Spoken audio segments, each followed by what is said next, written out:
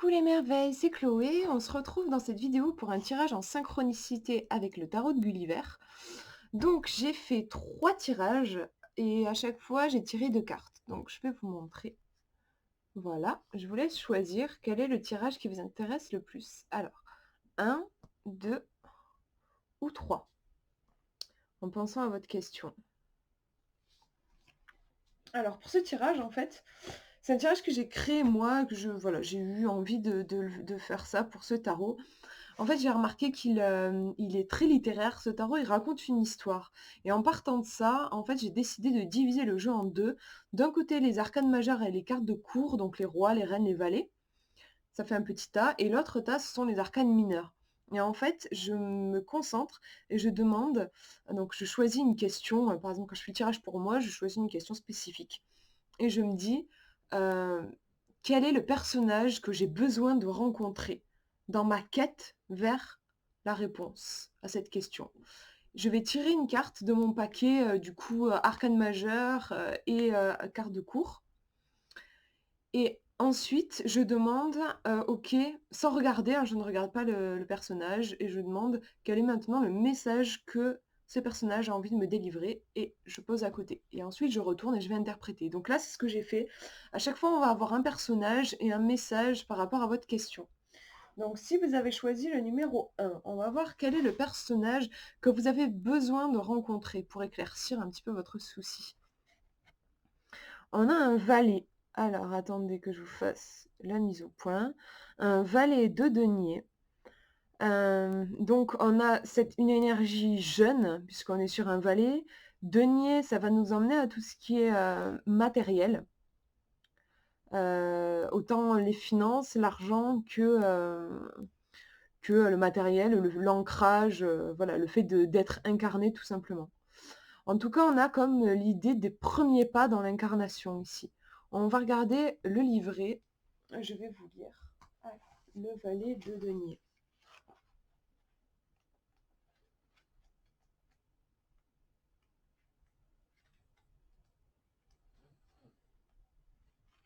Je suis un véritable sac d'or. Mes richesses s'accumulent, remplissent mes poches, et je ne sais qu'en faire. Je suis ce gros fruit trop mûr qui finira par se détacher de la branche et pourrir si personne ne daigne me cueillir. Mon désir de création matérielle est immense car j'incarne la terre, mais je dois à présent libérer mon esprit de cette même matière pour avancer. Donc voilà, je vous laisse déjà voir, vous, comment ce texte résonne. Mais moi, ce que je peux vous dire, c'est qu'il y a une idée ici comme un réservoir d'énergie, une capacité à créer qui est énorme, qui est jeune, parce qu'on est sur un valet, voilà, il y a vraiment du potentiel. En fait, il y a un potentiel de création qui est très très fort par rapport à votre question. On va regarder maintenant quel est le message de ce valet. Et on a le 3 de denier, donc c'est drôle parce que quand je fais ces tirages, très souvent, je tire les mêmes cartes. C'est-à-dire là, vous voyez, j'avais tiré le valet de denier et là, on est sur des deniers aussi. C'est le 3. Le 3, c'est un chiffre qui renvoie notamment à la créativité. Je pense que ça vous pousse vraiment par rapport à votre question. Il y a une énergie très forte de création, ça vous pousse à créer votre propre réalité. On va regarder le numéro 3. Le 3 de denier, où est-il? Le voilà. Ma bourse semblait se remplir à vue d'œil. Ce qui avait été semé en terre commençait à germer et à fructifier.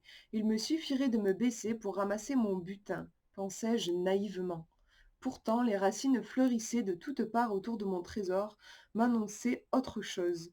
Une fleurissant autour de toutes parts autour de mon trésor, m'annonçait autre chose, une vérité singulière. N'arrache pas maintenant ce qui est encore en terre. Observe la fin de cette gestation avec recueillement et abnégation. Tes fruits d'or n'en seront que plus juteux, et ainsi tu pourras les partager sans crainte avec ceux qui te sont chers. Multiplier ma richesse ne se ferait pas sans respecter le cycle naturel de la terre, mais par l'apprentissage des plus nobles de ses vertus, la patience et l'observation.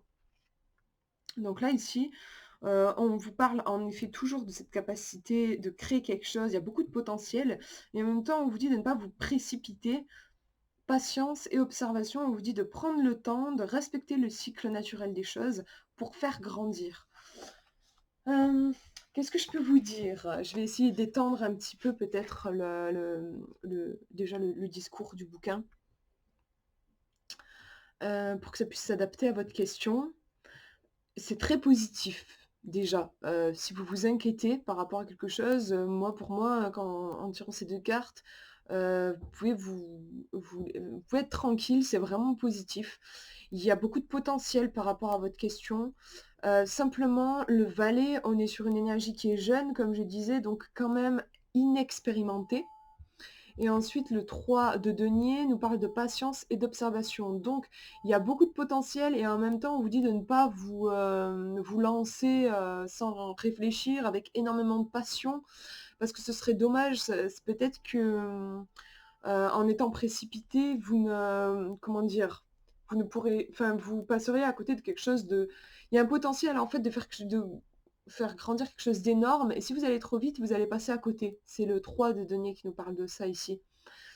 Donc prenez votre temps, mais allez-y quand même avec, le valet et puis de toute façon aussi le 3 en parle.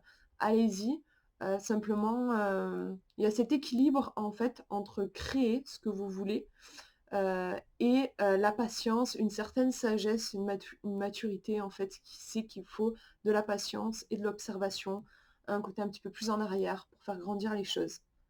Voilà pour ce tirage. On va regarder le numéro 2. Alors, quel est le personnage que vous avez besoin de rencontrer par rapport à votre question? Ben, on a le soleil. Alors ça c'est cool parce que c'est une carte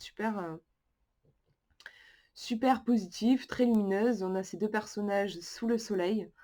Le soleil dans les arcanes majeures, c'est vraiment l'optimisme.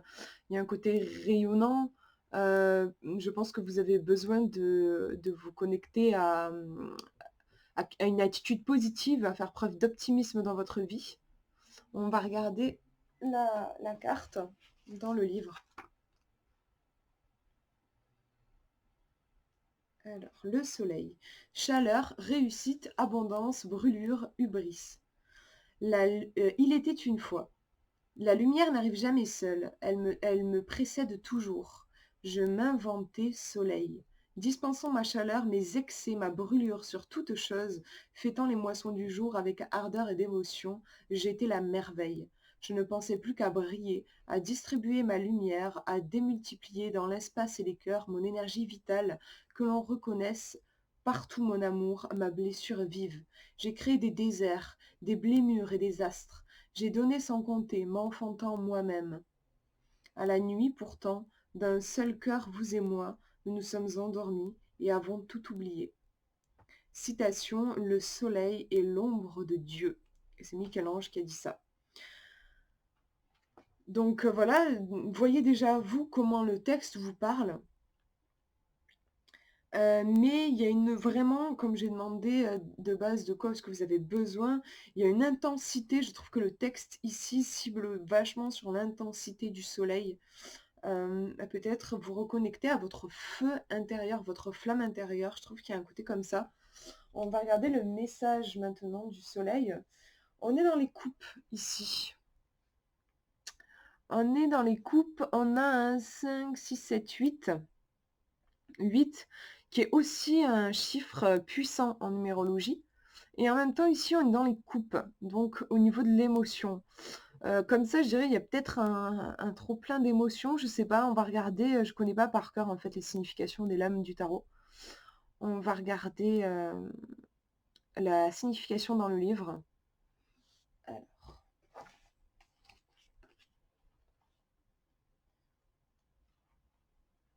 le 8 de coupe. L'œil du cœur s'ouvrait en grand et fleurissait désormais les pétales d'une prise de conscience sans retour en arrière possible. Le 8 de coupe me racontait que les coupes pleines, depuis trop longtemps, devaient faire ce travail de transmutation, se vider du trop-plein d'émotions contradictoires.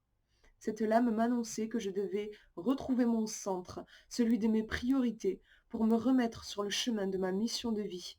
Face à ces nouveaux enjeux, Je ne devrais pas me décourager, mais faire confiance à mon cœur pour recréer du sens dans ma vie. Une fois la déception vécue et admise, il faudrait me remettre en quête de perfection, tendre vers un objectif, me reconnectant à mon âme véritable. Donc oui, le 8 de coupe, visiblement nous parle de dispersion, en fait, du fait qu'on peut être dispersé, à cause d'émotions, contradictoires, difficiles, enfin en tout cas qui nous chahutent de droite à gauche. Et c'est le soleil qui vient nous parler de ça. C'est intéressant parce que je trouve que d'une certaine façon, si on raconte un peu une histoire, on peut dire que le soleil vient éclairer notre cœur, nos émotions. Peut-être qu'on est tourmenté et qu'on a l'impression de ne plus y voir très clair. Le soleil, en fait, va apporter de la clarté. Ici, je pense que le tirage, par rapport à votre question, il est en train de vous dire que vous avez besoin de retrouver de la clarté. Vous avez besoin de clarifier au niveau de vos émotions, de retrouver votre chemin, comme ils disent dans la carte des coupes. Il y a vraiment cette idée-là. Mais le soleil étant une carte extrêmement positive, la réussite n'est pas loin, enfin c'est pas un tirage négatif en soi par rapport à votre question. Simplement voilà, il y a comment dire? Un petit travail d'introspection, par rapport à voilà, à des émotions. Il y a une énergie à rediriger. Le soleil aussi, c'est une énergie qui est très yang. Quelque part, il y a cette idée de «je sais ce que je veux» et en même temps, dans le 8 de coupe, au contraire, là, on ne sait pas ce qu'on veut, c'est agité, il y a beaucoup trop de choses. Et c'est marrant parce qu'on retrouve, en fait, l'intensité dans les coupes, donc l'émotion et l'intensité du soleil, comme je vous disais dans le texte, on le voit, mais voilà, le soleil, c'est clair que c'est intense. Si on s'approche trop près, on se brûle. Donc par rapport à votre question, visiblement, il y a une intensité qui est très très forte et qui peut peut-être jouer contre vous avec au niveau des émotions. Vous voyez, si ça vous parle par rapport aux émotions. Et si c'est le cas, il s'agit de rediriger, de se recentrer. Alors c'est intéressant, sur la carte, on a vraiment toutes ces coupes avec ces émotions. Et au milieu, on a un œil et puis la végétation, la vie qui renaît. Donc vous voyez le côté se recentrer, revenir au centre. Voilà pour ce tirage. On va regarder le dernier maintenant. Quel est le personnage que vous avez besoin de rencontrer sur votre chemin? Concernant votre question, on a le mât qui apparaît. Donc, c'est le 22, l'arcane 22. On a un voyageur avec un animal derrière lui qui est en train de lui déchirer ses vêtements, j'ai l'impression. Il a donc son petit baluchon. On ne sait pas où il va, mais il y va. Il y a vraiment l'idée de voyage dans cette carte. On va regarder la signification. Donc, on est sur le 22.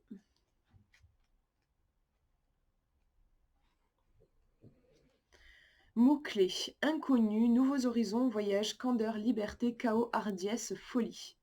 Il était une fois. Ainsi, je repris mon baluchon, et ce faisant, ma quête inentamée, épris d'une liberté nouvelle, infinie. S'offraient à moi les splendeurs de ce monde et leur misère, encore et encore. S'ouvraient à moi mille possibles sans préférence. Je rentrai en transe.